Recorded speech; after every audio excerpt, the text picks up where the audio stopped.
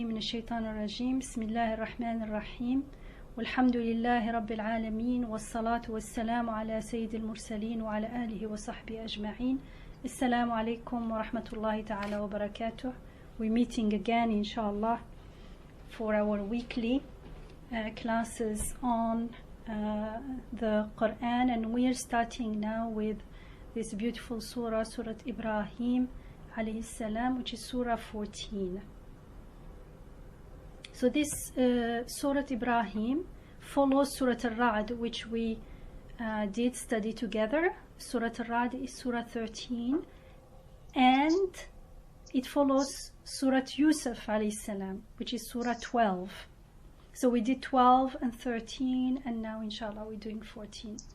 And we've seen how a main message of Surah Yusuf alayhi salam is to teach us how to live as abd, with ihsan, meaning with awareness of the signs of the ayat of rububiyyah, the ayat of our Rabb in the world here and now.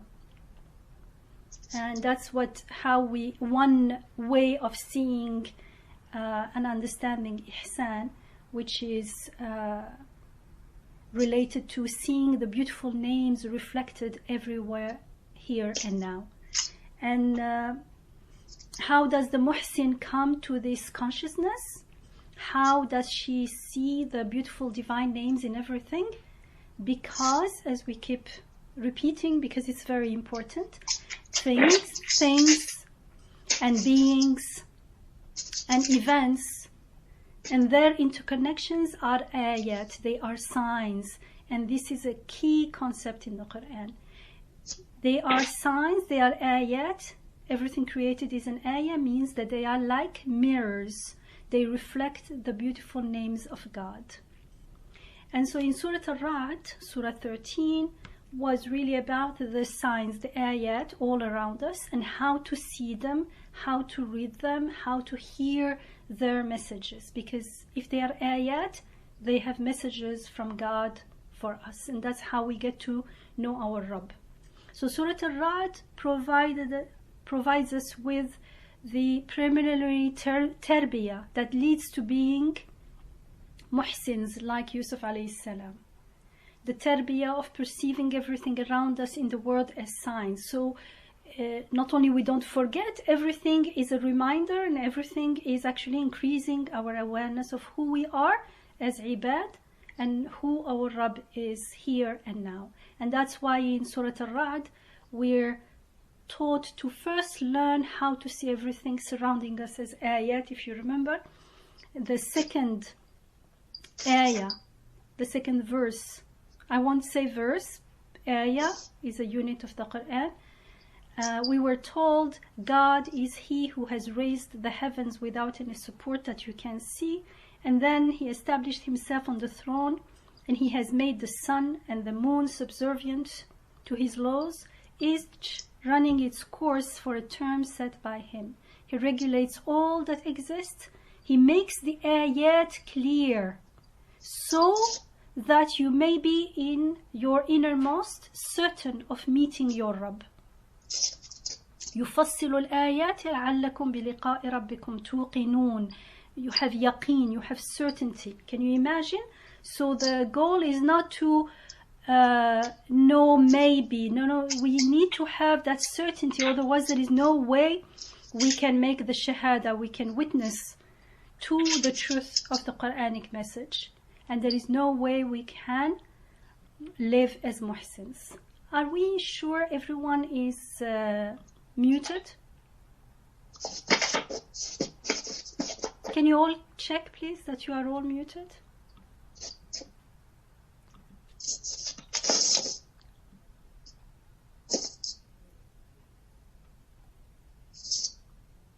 Obrania, Sister Obrania, can you mute yourself, please?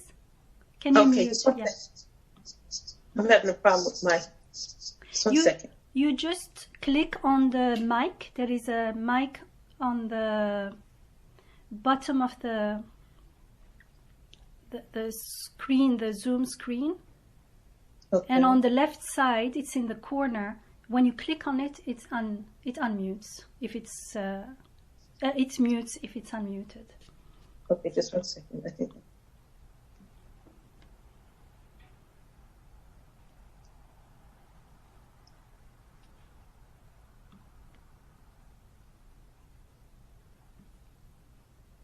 Brother Mohammed, could you please watch your microphone? Okay, thank you. So sometimes, you know, there is this background noise when there are more than one or two of us unmuted at the same time. So thank you. So God makes the ayat clear to us so that we may be certain of meeting our Rabb. And we meet our Rabb here and now before Akhirah. If we can't see the ayat here, if we can't witness who our Rabb is here, we won't recognize it in Akhirah. And in Akhirah, it's not the time of learning. It will be too late. We also saw in Surah Al-Ra'd how knowing, I mean not only saying it, but knowing with certainty that everything is a sign, is an ayah, and interacting with the world accordingly is utterly transformative. As we saw in Prophet Yusuf alayhi salam's case, he could see his Rabb's rahmah, his Rabb's help and mercy in what seems to us like the ugliest and hardest and most difficult situations. How? Because when you know that an event is an ayah, then we don't remain stuck in the event for itself, but we look at what it is telling us, what it is indicating, what it is pointing to beyond itself. And what it indicates is rahmah, is beautiful. And that's why Yusuf alayhi salam could see beyond the events themselves. And that's why he had that inner peace that you could feel throughout the surah, although seemingly he was going through very hard situations. And so when we learn to look at everything as an ayah, we look at everything, every being, every event as a herald bearing messages from our Rabb to us here and now. And then we witness rububiyyah activities everywhere, wherever we turn, the good and the bad, the seemingly good and the seemingly bad. And that's why in Surah Al-Baqarah, ayah 115, we are told, وَلِلَّهِ الْمَشْرِقُ وَالْمَغْرِبُ فَأَيْنَمَا تُوَلُّوا فَثَمَّ وَجْهُ اللَّهِ إِنَّ اللَّهَ وَاسِعٌ عَلِيمٌ. And to God belongs the east and the west. It means everywhere. And wherever you turn, there is God's countenance. There is God's face. There is something that looks to God, that looks to Akhirah, that looks to the beautiful divine names. Behold, God is infinite, all-knowing. So in Surah Al-Ra'd, we were taught how everything around us is an ayah and the significance of the ayat and their connection with reality, with al-haq. Haq means truth and reality at the same time in Arabic, and it is a name of God. However, we were also told that most people don't believe.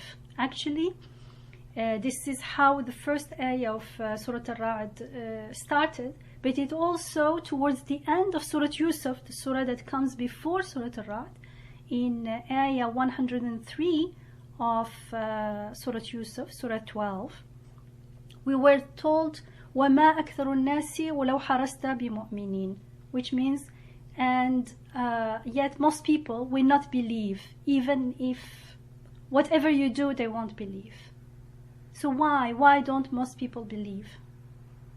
Because we've seen in Surah Al-Ra'd, it seems far-fetched that such an apparently sad and ugly story is in fact so beautiful. This is in Surah Yusuf. And in Surah Ra'd, it was explained to us as, because it seems far-fetched, most people cannot believe that God would send a human being as a messenger with messages of how to achieve conscious living with belief, with iman and faith and ihsan, like Yusuf alayhi salam and the other messengers. How can a human being be the addressee of the divine? That was one of the questions we reflected on in Surah Ar-Ra'd, because that was the objection of the disbelievers. How come? Like, if you're just a human being, how can the God speaks to you? And that's why people say either they totally reject the prophets, or like in the case of Isa alayhi salam, he himself was made God. So however, we said those who consciously receive the message of the Quran, they realize that this message teaches us how to read and listen to the ayat in the world. This is extremely important. And it is what makes the Quran so beautiful and so significant and so transformative. Because the Quran teaches us how everything that's happening in the world, around us, within us, here and now, are ayat. And therefore, they also speak, they also relay the divine message to us. So God speaks in the scriptures, in the Quran, and He speaks through His creation. And when we make this connection, and when we learn how to read and listen to the ayat in the world, we don't ask the same question anymore. We don't ask how can a human being be a messenger, because everything is at different level a messenger to God, and the prophets are the ones that establish that connection.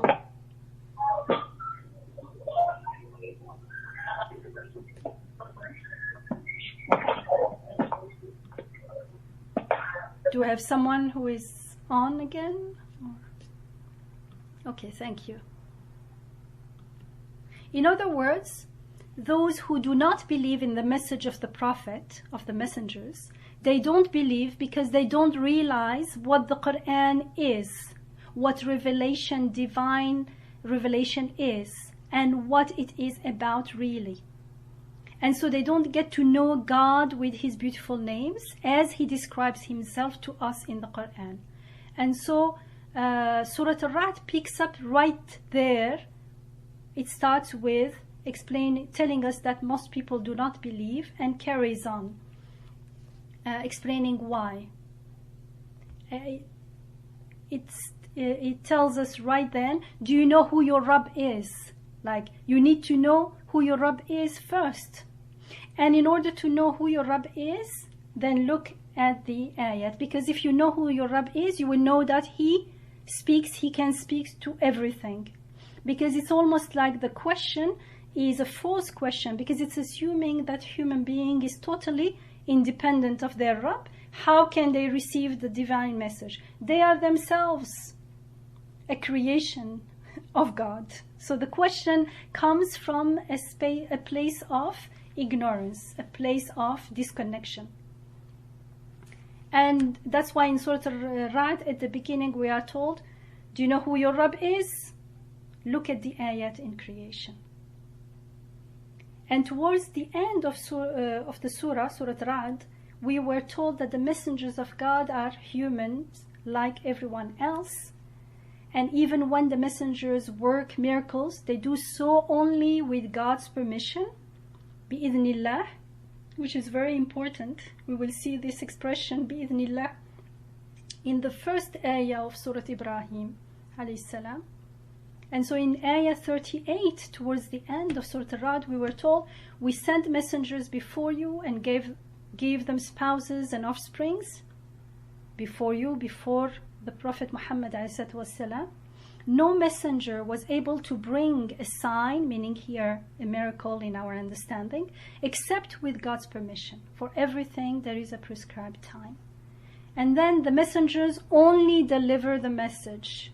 We were told in ayah 40 of Surah 13, Surah Ar-Ra'd. whether we show you something of what you have promised them or we cause you to die, you are only to deliver the message. Why? The reckoning is for us. فَإِنَّمَا عَلَيْكَ الْبَلَاغِ. And we all know إِنَّمَا عَلَى الرَّسُولِ إِلَّا الْبَلَاغِ. The prophets only deliver the message. The reckoning, the judgment is with God. And it's up to us to follow the guidance or not. So what makes the messenger significant, we learned in Surah Al-Ra'd, is the importance of the message they carry and bring to us. So they carry it not only as postmen, but they embody it. We cannot separate the message from the messenger, because the message is not only words, but it's also a lived message. The Prophet himself is the living Quran. And this Al-Kitab, the book, the divine message, keeps referring us back to the ayat in creation and reveals to us their transcendent meanings, which adds to the significance of this message, because it has to do with who I am right now, with my life, my purpose, my everything right here and now.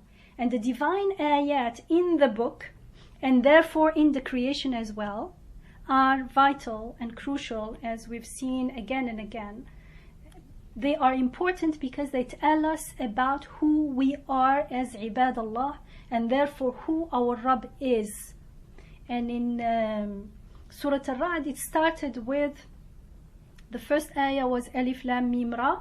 Those are the ayat of the book, and what has been sent to you by your sustainer, your Rabb, is the truth. Yet most people do not believe.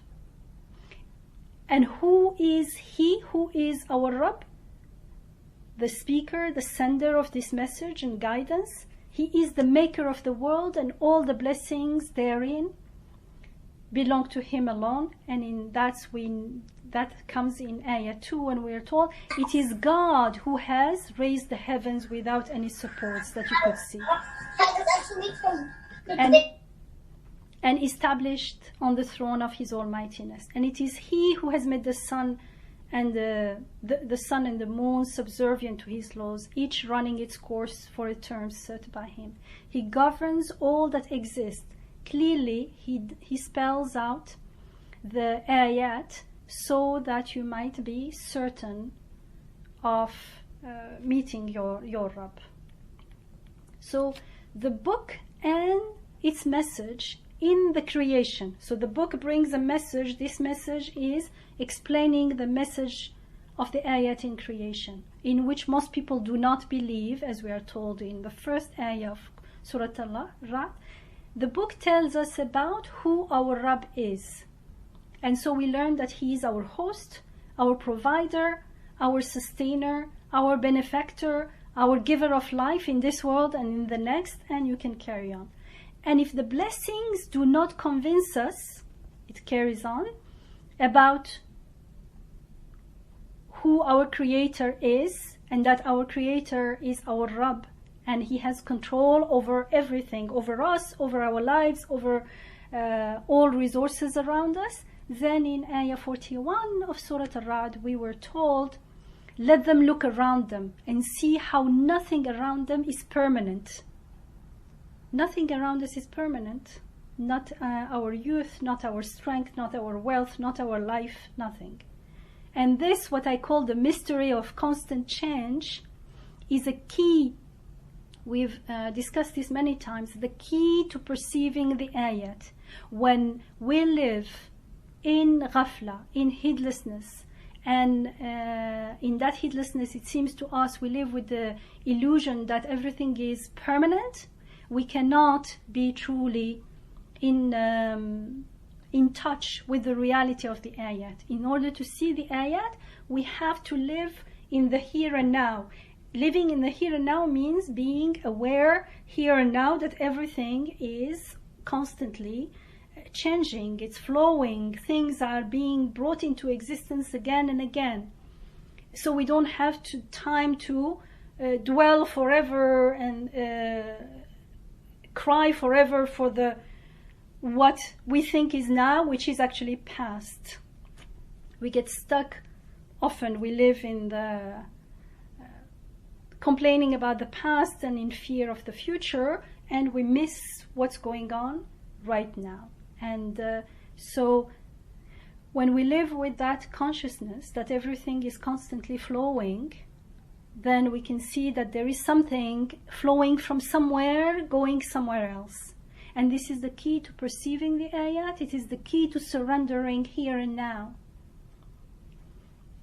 And in the next ayah, in ayah 42 of Surah Al-Ra'd, we were told there was this emphasis on free choice. It was not only in this ayah, all over the surah, that the messenger's responsibility is not to convince anyone, but only to deliver the message.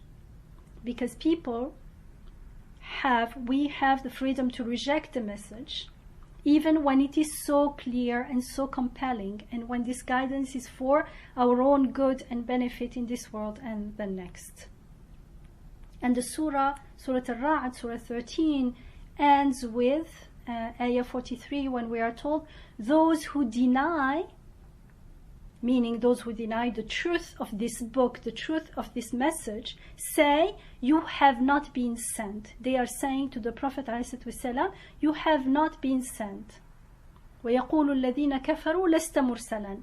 Say, so God says, قُلْ كَفَى بِاللَّهِ شَهِيدًا بَيْنِي وَبَيْنَكُمْ. God say, God is sufficient witness between me and you, and anyone else who has knowledge of the book is witness as well. Meaning those deniers who also deny that the Prophet is the messenger sent by God, he is told the answer to their denial is, God is witness, because whoever knows God truly, بينكم ومن عنده علم الكتاب, those who have knowledge from the Quran, those who know God truly, they know that God speaks in this book, that the speaker in this book is God, that this book therefore is a message of God, is an address of God, from the divine. And so in this Quran, or those who understand the message of the Quran can confirm, can witness its divine source, and therefore they bear witness to the truth that you are, the Prophet is a prophet of God, is a messenger of God.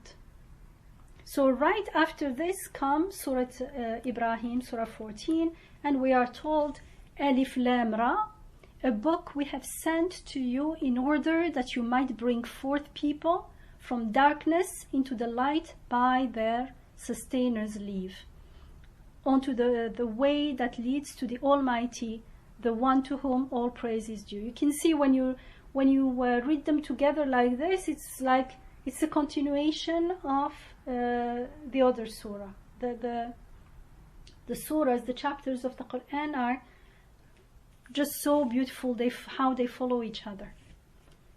And in ayah 2, and to God, unto whom belongs all that is in the heavens and all that is on earth, and woe unto those who deny the truth from severe suffering, those who choose the life of this world as the sole object of their love, preferring it to the life to come, and who turn others away from the path of God and try to make it appear crooked.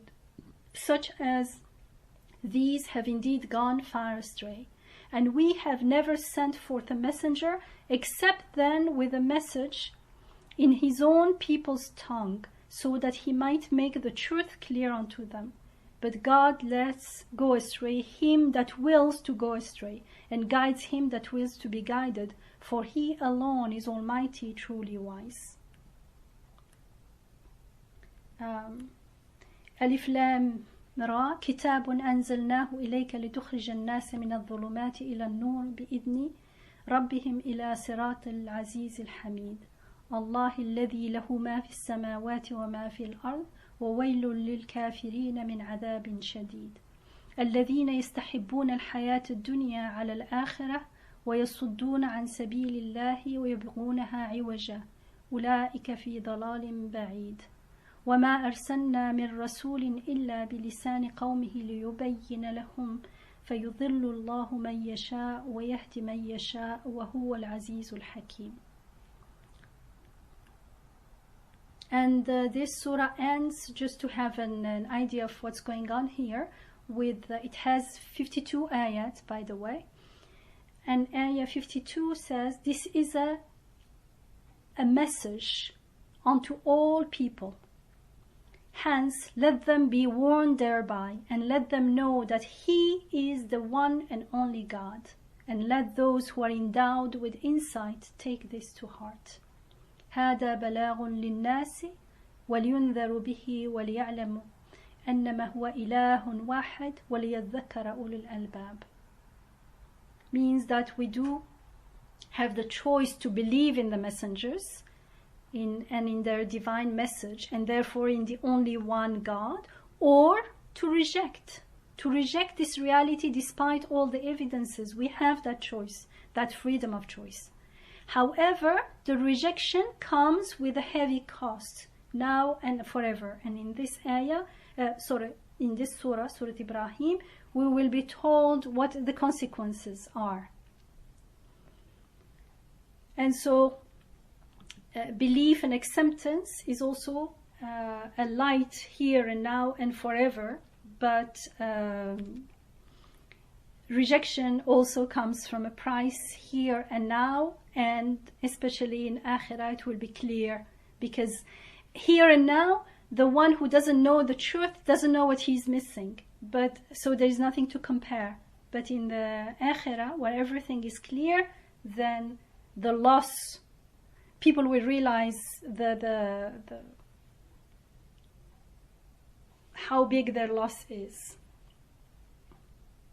So like in Surah Al-Ra'd, it starts with Al-Huruf Al-Muqatta'a. Actually, it starts with the same letters as Surah Yusuf alayhi salam. Alif, Lam, Ra, which is A-L-R. And most surahs starting with an ayah containing these disjointed letters, and some this Huruf Al-Muqatta'a, some ayat, some surah starts with the ayah being only disjointed letters, but some, like this surah, the disjointed letters are the beginning of the ayah, so they are part of an ayah. They are not an ayah on their own.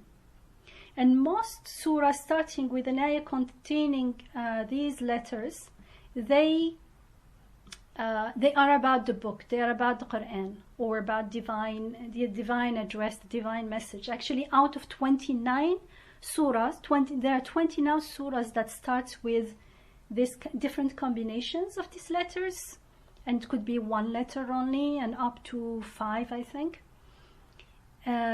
24 of the 29 are about the Quran, subhanallah.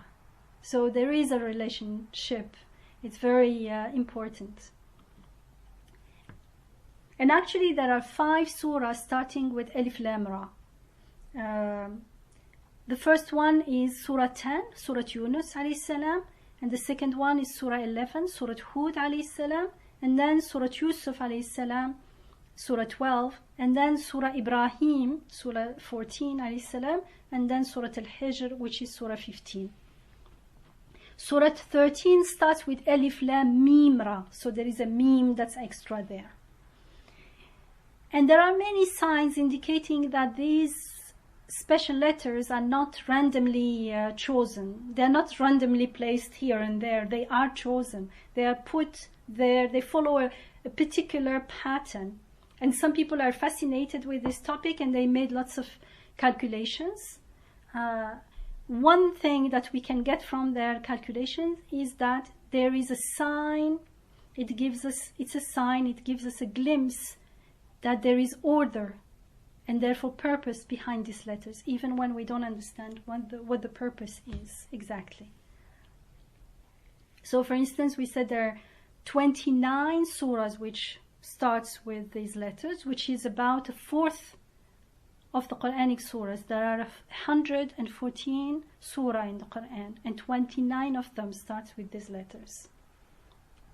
And out of the 28 letters of the Arabic alphabet, I'm not counting the Hamza as a letter, only the Alif, then 14, exactly half are used for these letters. And these letters, they appear alone and in combination, as I just said. And there are these 14 letters come in 14 combinations, 14 openings. If we don't count the repeated ones, for instance, this 5 is 1. So there are 14 combinations, 14 letters in 14 combinations, subhanallah. And you can carry on, there are many interesting numbers coming up, occurring when you look at it. But another important thing that we talked about in previous surahs is the repetition of these special letters. The letters in general and this specific group, this specific combination, Alif, Lam, Ra. It's repeated 5 times. And of course the fact that these so-called disjointed, these special letters are repeated 29 times in the Quran. So repetition is not superfluous. It's usually the opposite. Repetition indicates that what is being repeated is very important, very significant. It's an indication that these letters carry some crucial meanings. For instance, we repeatedly consume food and water, and even more repeatedly air. And we don't say, we drank water yesterday, that's enough, or I had enough of breathing. Why? Because there is a need. And because we are aware of the need, the more we are aware of the need, the more we actually enjoy the repetition. And that's why Imam Nursi, rahimahullah, he says the repetition of verses, he's talking about the repetition of verses in the Quran, not about these letters, but it's the same thing. He says the repetition of verses arises from the repetition of need, because some academicians and like Orientalists or people who study the Quran not to follow its guidance, but just as technical work, they say, why are these there are repetitions, and they see it as superfluous or meaningless. And he says no, because the repetition of verses arises from the repetition of need. It makes the repetition is made in order to point out the need and awaken and incite it, and to arouse desire and appetite. It's telling me you need this. It is teaching me. This is the tarbiyah that I'm getting. There is something that I was not aware of that I'm being made aware of. Because remember, the Quran teaches us what we don't know that we don't know. And he also says, and also the Quran is a founder. It is the foundation of the world of Islam. It has changed human social life. Repetition, he says, is necessary for a founder in order to establish things. Repetition is necessary to corroborate them. So you have to establish something and you have to corroborate it, to strengthen it. Confirmation and repetition are necessary to strengthen them. This is something we all know in our life. If you want to start a new habit, it doesn't work if you do it only once or twice haphazardly. You have to do it regularly, repeat it again and again until it is established. And that's why in the Quran we are not told sallu, pray. We are told aqimus salat, establish the prayer until it becomes part of your life, until it is established and strengthened. And also he says the Quran speaks of such mighty matters that numerous repetitions are necessary in different forms in order to establish them in everyone's hearts, because it's not something to just know. It's something that I need to feel and to live with. It's a reality that I'm yet unaware of. And it's something very important, a matter of the heart, a matter of the ruh, of the spirit, a matter of the infinite, a matter of the unseen world, a matter of akhirah, of the eternal world. Nevertheless, he says, although they are apparently repetitions, in reality every ayah has numerous meanings, numerous benefits, and many aspects and levels. In each place, the ayah are mentioned with a different meaning for different benefits and different purposes. So not only there is the repetition itself is an indication to how important, to the need behind it, but also the repetition appears in different places, indicating different meanings, different benefits, different purposes. And so it is with the need behind it, but also the repetition appears in different places, indicating different meanings, different benefits, different purposes. And so it is with these letters as well. So if these special letters were mentioned only once in the Quran, we probably won't even be talking about them right now. But since they are repeated so much, we feel that something important is going on here. And so we stop and we pause to listen seriously what's going on here. And the first thing that attracts my attention, for instance, and I shared this before, is that these letters are ayat, they are signs. And in some surahs they are actually mentioned alone. The surah is only the ayah, an ayah is only made of some letters. Alif Lam Mim, for instance, the first verse of a surah, the first ayah of a surah. So usually we say that the units of the Quran are ayat, or sometimes we say verse, without truly paying attention to the meaning, the significance of ayah. What does an ayah mean? We just say it because that's what is said in the Quran. But what does it mean that something is an ayah, that something is a sign? We seldom stop and ponder on this very important issue. It's important because it's repeated hundreds of times in the Quran that everything is an ayah. So even though it is repeated again and again in the Quran, we don't think about it. What is remarkable about this specific special letters is that they are clearly signs. It's not like a word. A word has a meaning in itself.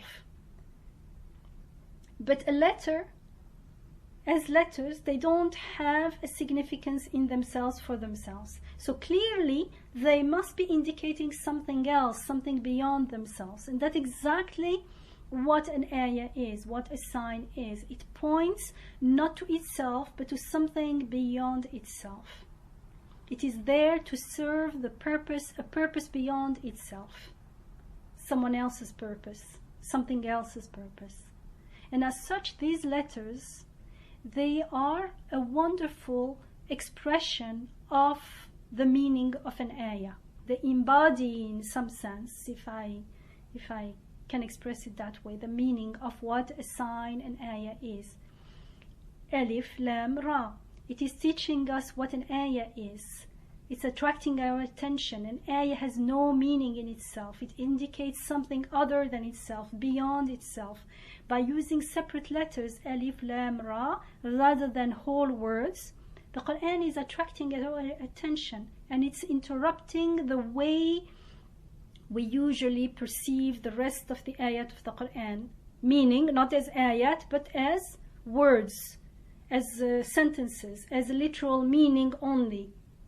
And so it is inviting us to stop and reflect on the meaning of what an ayah is. And this is very extremely important, since, as I always like to repeat, the concept of ayah is the key to transforming our life into a life of conscious ubudiyah and living in a state of ihsan. It is the key to understanding things as ayat. If we can't even understand the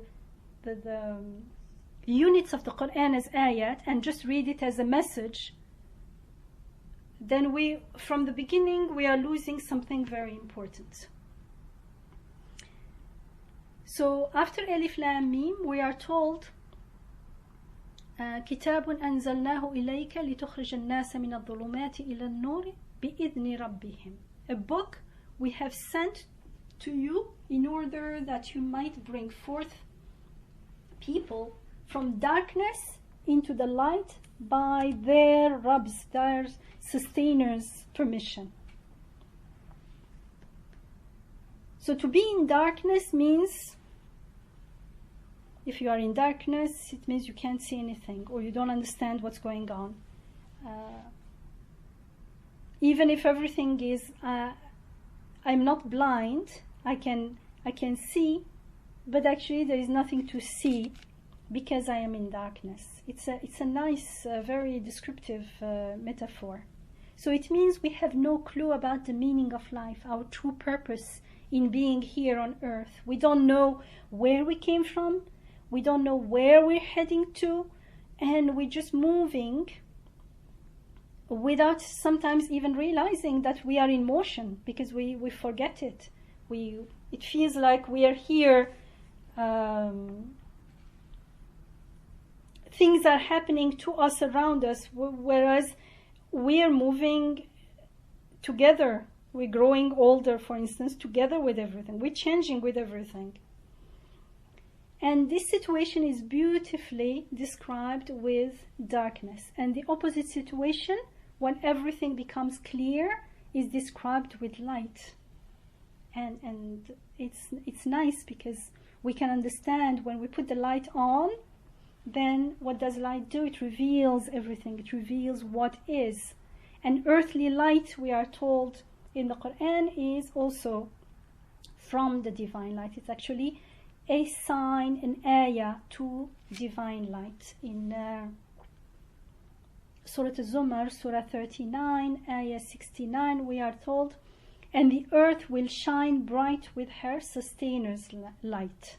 وَأَشْرَقَتِ الْأَرْضُ بِنُورِ رَبِّهَا. And the earthly light is a nice ayah to the divine light, because this earthly light is only to show us, actually, even the light that we see, the spectrum is very narrow, because there is actually a wider spectrum when you can see things where in relative darkness. But there are so many things that we cannot see through this light. We cannot see thoughts and emotions and many other things that matter more than the material world. And so this expression of bringing forth from darkness into the light is repeated in the Quran many times. God brings those who believe from darkness into light. For instance, we are told in Surah Al-Baqarah, Surah number 2, ayah 257. We are told God is near unto those who have believed. He brings them out of deep darkness into the light. Whereas those who deny the truth, their allies are the powers of evil that take them out of the light into darkness, or let's say they keep them in darkness. And we are told those who follow God's acceptance, God's rida, يهدي به الله من اتبع رضوانه سبل السلام, and seek peace, He will bring them out of darkness and into the light. This is in Surah Al-Ma'idah, Surah 5, ayah 16. We are told, through which God shows unto those who seek His goodly acceptance the paths leading to peace, and by His grace He brings them out of the depths of darkness into the light, and He guides them onto a straight path. So you see, the straight path is related to the light.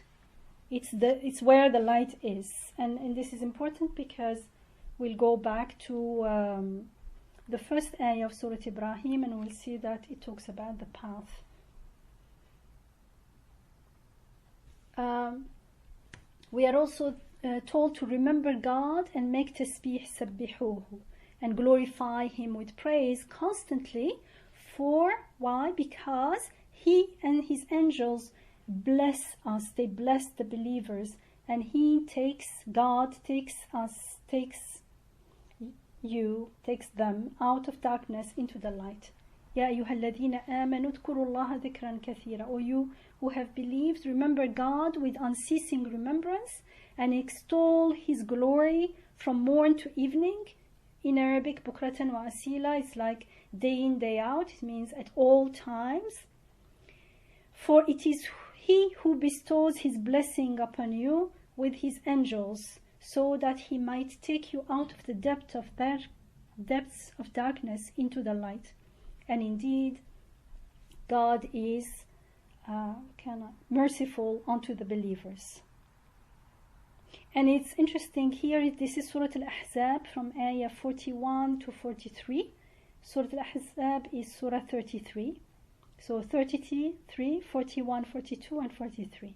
And in ayah 43, when we are told that God takes the believers from darkness into the light, it says, هُوَ الَّذِي يُصَلِّي عَلَيْكُمْ. So when we say salatu wa salam ala Rasulillah, here it's saying that God makes salatu on all the believers.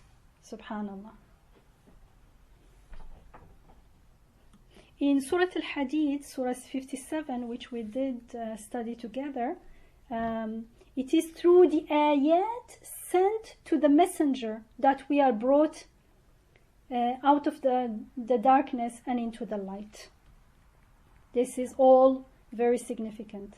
It is He who bestows from on high clear ayat onto His servant to lead you out of the deep darkness into the light. For behold, God is most compassionate towards you, very merciful. And this is repeated also in, so that was in Surah Al-Hadid, Surah 57, ayah number 9. And in Surah 65, ayah 11, we are told God, He, has sent a messenger who conveys unto you God's clear ayat, so that He might take those who have believed and do righteous deeds out of the depths of darkness into the light. So the messenger is sent, and he brings this momentous message, this book, and this book is comprised of this clear ayat, and it is with this clear ayat that we are guided and brought out of darkness into the light when we follow the guidance. And we follow it when we become aware of our need for it, and we accept our need for it, because sometimes we know, we are aware that we need something, but we don't want to surrender, and we don't accept. And to accept our need for guidance, for divine guidance, means that we give up our delusion that we'll figure it out ourselves, because we don't want to surrender, because we don't want to worship and obey our Rabb alone. We say we have our own ways of dealing with those needs. I'll do this, I'll do that. But Allah is saying it doesn't work. You will only make it worse. We say no. I know. It feels better. It's like someone is sick but says, but sugar, it feels sweet. Yes, but it's making you worse. It's just because you're addicted to it that it feels sweet. I mean, when you stop eating cookies, for instance, after a while, it just doesn't, not only they don't taste good if they are not homemade cookies, but it's not only the sugar, you also feel all kinds of aftertaste chemicals. It tastes like chemical. But if you are, when we are addicted to them, it just feels good. Actually, we are addicted, we look for it, we want it, and we say we don't believe if someone says this is not good for you. And we do that in our daily life as well. We think we find out solutions for our needs and problems. But you know what? We are always surrendering and worshipping something. We are always following something, whether it is the one true God, our Rabb, or false gods, false paths that don't lead anywhere. So we'd better come to our senses and choose to worship and praise the one to whom all praise is due, because he is the only source of all being, the only source of knowledge, the only source of goodness and perfection, the only solution, the only path is with him, is in following his guidance. There is no guidance except his. He is the light. Light is the name of God. God is the light of the heavens and the earth, we are told in Surah An-Nur. The surah is called the light, Nur, and it's Surah 24. In Ayah 35 we are told Allahu Nuru Samawati wal Ard, and it actually describes that divine light, and that ayah is known as the verse, the famous verse of the light, Ayat An-Nur, Surah An-Nur and Ayat An-Nur. It's also a name. Nur is a name given to divine guidance. The Quran is Nur, we are told, for instance. So in Surah 4, Ayah 174, we are told, O people, a manifestation of the truth has now come unto you from your Rabb, your sustainer, and we have sent down unto you a clear light. وَأَنزَلْنَا إِلَيْكُمْ نُورًا مُبِينًا. So it is a clear light. And the divine message, the address, is also described as Nur. Those, therefore, we are told, who shall believe in him and honor him and help him, meaning him here is the Prophet ﷺ, and follow the light that has been sent with him. What light has been sent with him? The divine guidance, the Quran, is described here as light. It is they that shall attain to a happy state. You want to be successful? Muflihun, actually. Falah is prosperity and success. You want prosperity, you want success, you follow the light. You believe in the Prophet, you honor him, you help him, and you follow the light he has that was sent with him. That's Surah 7, Al-A'raf, Ayah 157.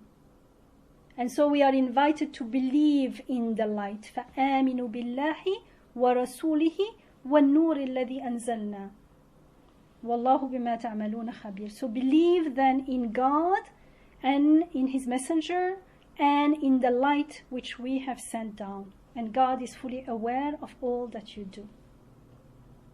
So in the first ayah of Surah Ibrahim, we are told, Alif Lam Ra, a book we have sent to you in order that you might bring forth people from darkness into the light by their sustainer's permission. So the Prophet ﷺ, his mission is to bring people from darkness into the light, but by their Rabb's permission, because the Prophet's mission is only to bring the message, to deliver the message. And it's up to us to follow, to accept and follow and surrender and obey and follow the message, follow the path of light, or remain in darkness. And to follow the light, the path of light, we make the intention, and then Allah will make us, will put us in the light. But up to us is the intention, meaning we actively stop pursuing darkness and we prepare our heart and we prepare, clean our intention, so that we only, our intention is to worship God alone, is to truly say, yes, all I need is divine guidance alone, and nothing else matters, because nothing else can help me. So when we follow the messengers this way, we are following how the messengers followed and lived with divine guidance themselves.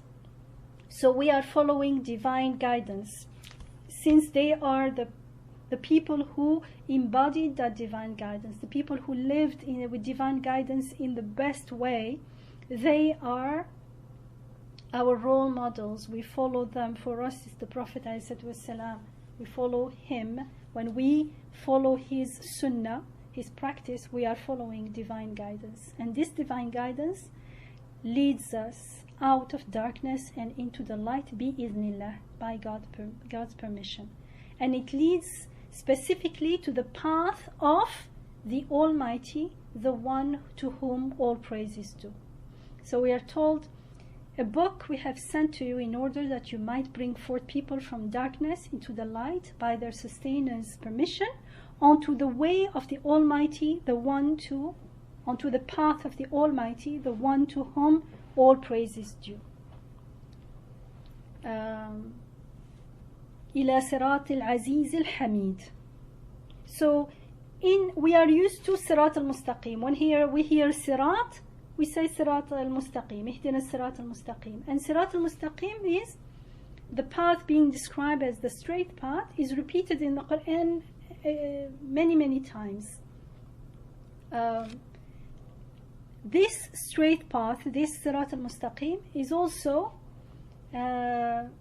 described in the Quran in a few instances in different ways. For instance, it's described as the path of God, صراط الله, in Surah 42, Ayah 52. We are told, the way of God, صراط الله, to whom all that is in the heavens and all that is on earth belongs. So who is God? So this is the way. إنك لا تهدي إلى صراط المستقيم. What comes before actually is I had to go back to Ayah 52 because 53 starts in the middle. In Ayah 52 it says to the Prophet ﷺ, and you guide people to the straight path, إلى الصراط المستقيم. You are guiding people to the straight path. What is this straight path? It is the path of God, the path leading to God. And who is God? God to whom all that is in the heavens and all that is on earth belongs. Truly with God is the beginning and the end of all things. And it is also described, the Sirat al-Mustaqim is also described as Siratu Rabbika, the path of your Rabb. In Surah Al-An'am, Surah 6, Ayah 126, we are told, وَهَذَا صِرَاطُ رَبِّكَ مُسْتَقِيمًا قَدْ فَصَّلْنَا الْآيَاتِ لِقَوْمٍ يَذَّكَّرُونَ. It's just so beautiful. Everything fits together. And undeviating in this and straight is your Rabb's path. Straight, and this is a straight path of your Rabb. Clearly indeed, we have clearly spelled out the ayat onto people who remember, who take them to heart. So the straight path, the path to our Rabb is the Sirat al-Mustaqim, is the Sirat where everything is made clear, the ayat are clear. For whom? For people who take the ayat to heart, who take them seriously. Otherwise they wouldn't be on that path. And it is also the path of the one to whom all praise is due. The one to whom all praise is due is Al-Hamid, the one to whom all hamd, all praise is due. Whether we do it consciously or not, everything and everyone's hamd and praise and appreciation goes back to him, because he is the source and the owner and the creator and the maker of everything. So we are told وَهُودُ إِلَى الطَّيِّبِ مِنَ الْقَوْلِ وَهُودُ إِلَى الصِّرَاطِ الْحَمِيدِ. For they were guided towards the best sayings, the most beautiful sayings, and they were guided onto the path of the Hamid, of the one to whom all praise is due. So the best saying, the most beautiful, إلى الطيب من القول, the most beautiful, the kindest and best sayings, which also can be understood as tenets, but sayings here are not any sayings, and therefore they are guided onto the path of the Hamid, Sirat al-Hamid.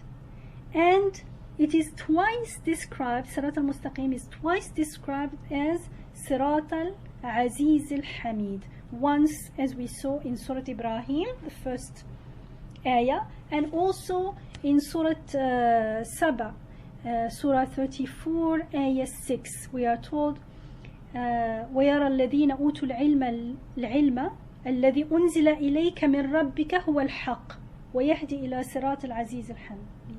So those who are given knowledge, those who are endowed with knowledge, those who know, who are made to know, are aware that whatever is sent to you by your Rabb is indeed the truth, and it does guide onto the path of the Almighty, Al-Aziz, Al-Hamid, the one to whom all praise is due. And so, who is Al-Aziz Al-Hamid? Or why is he Aziz Hamid? In the second ayah of Surah Ibrahim, we are told, God to whom all that is in the heavens and all that is on earth belongs. Sirat al-Aziz al-Hamid, Allah alladhi lahu ma fi as-samawati wa ma fi al-ard. So who is the path of the Aziz al-Hamid? He is God to whom everything, whether in the heavens or on earth, everything belongs to him alone.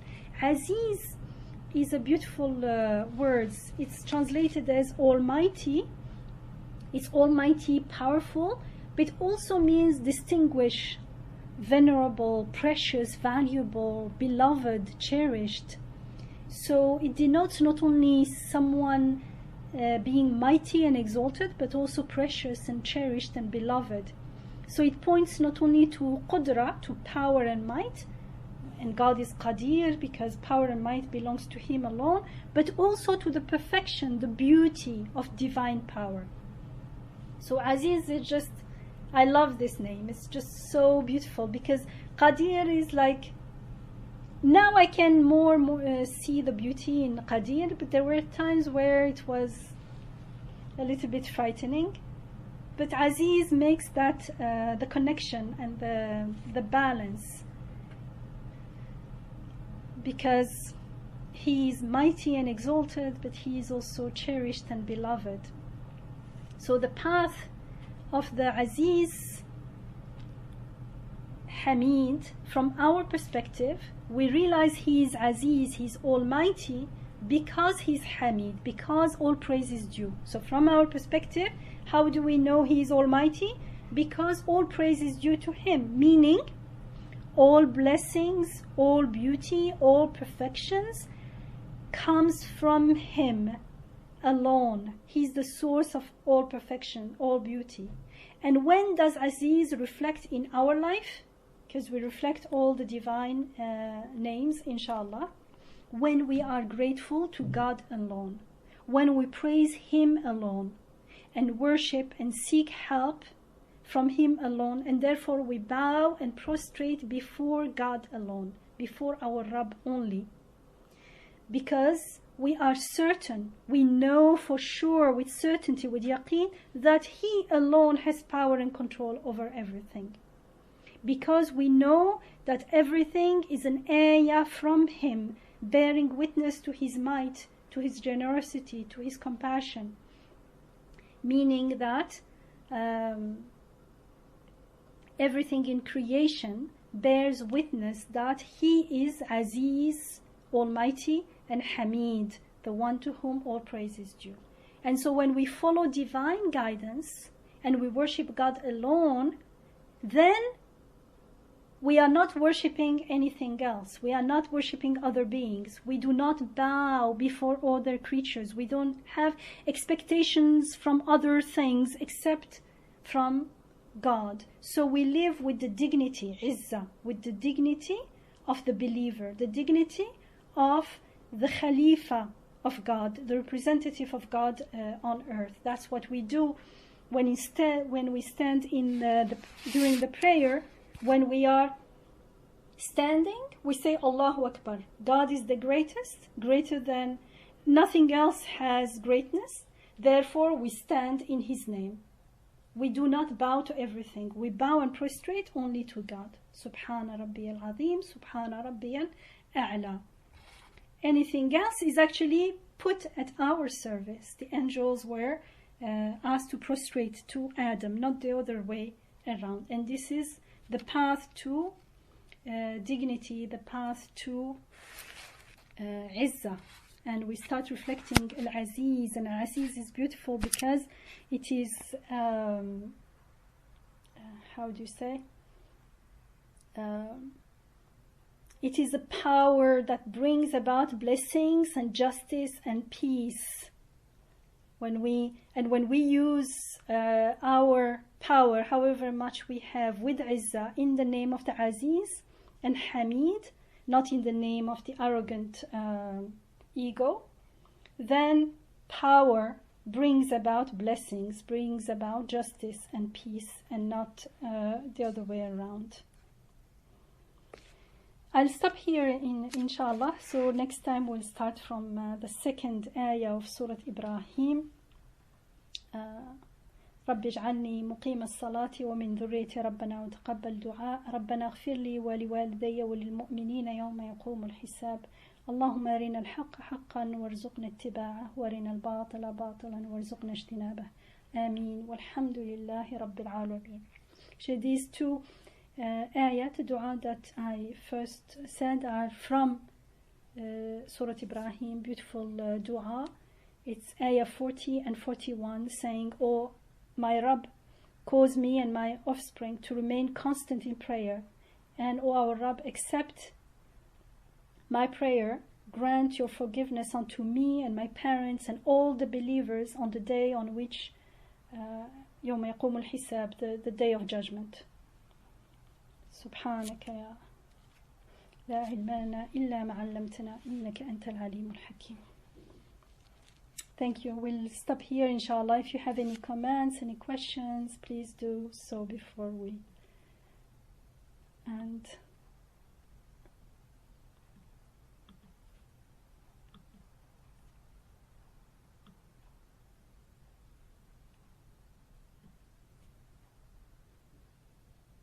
Shall I count up to 3? And if there is nothing, we'll just end it, inshallah.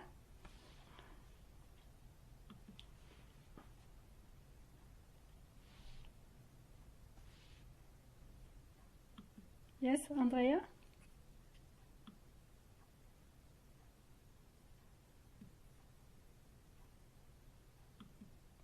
Since we don't have host today, if you want to speak, you need to mute or unmute yourself.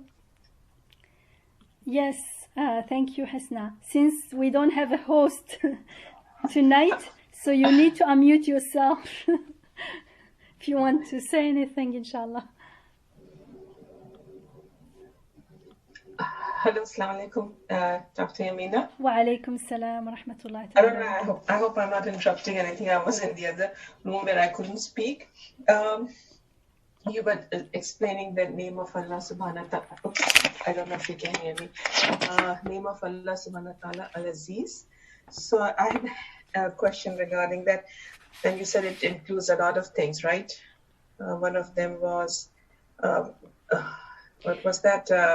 I was thinking, talking about it from the language perspective. It's Al-Aziz, right? Yeah, from the language perspective, because from the Quranic perspective, we'll have to get a list of all the ayat that talk about God as the Aziz and study each time the context and what comes with it, if you see what I mean. So I was talking only in general. Basically, it's translated in most of the books like Almighty, like you said, but it had other connotations too. But I was wondering, also, does it come from the word Izzah? You know? Yes. Yes. Izzah is respect, right? Or maybe... it does include that. It is the one who is beloved, cherished, precious, respected. Yes. And like, I'm forgetting the word. There's one word which is only used for Allah subhanahu wa ta'ala. In English, when I remember, inshallah. But, reverence, and I don't know, I mean, it has many, many connotations besides being almighty, aziz, respect, other things, right? Very, very difficult to translate. Yes, precious, dear, beloved. That we It's have a beautiful, all for, it's a beautiful name. Yeah, Alhamdulillah. Alhamdulillah, yeah.